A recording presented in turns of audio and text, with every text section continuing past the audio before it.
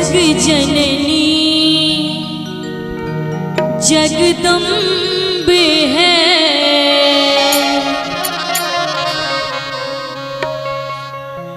हमरो दिस तकियो नहीं दोसर अब लंबे है,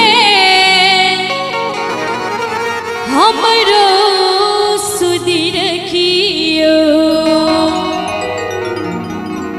जग जननी जगदम्बे है, हमरो दिस तकियो जग जननी जगदम्बे है, हमरो दिस तकियो नहीं दोसर अब लंबे है, हमरो सुधि रखियो नहीं दोसर अब लंबे है, हमरो सुधि रखियो जग जननी जगदम्बे है, हमरो दिस तकियो जग जननी जगदम्बे है, हमरो दिस तकियो।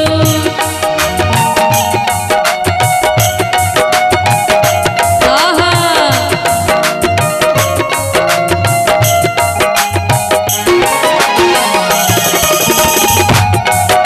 क्या बात है।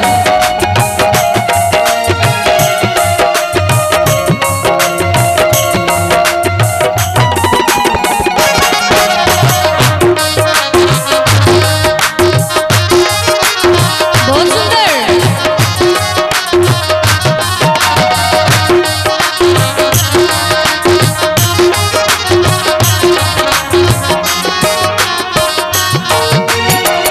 बुझलो जग केर माई यही छी,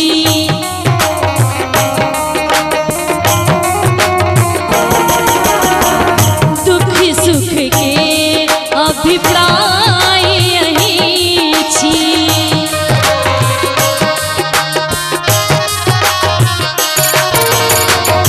बुझलो जग केर माई यही छी, दुख सुख के अभिप्राय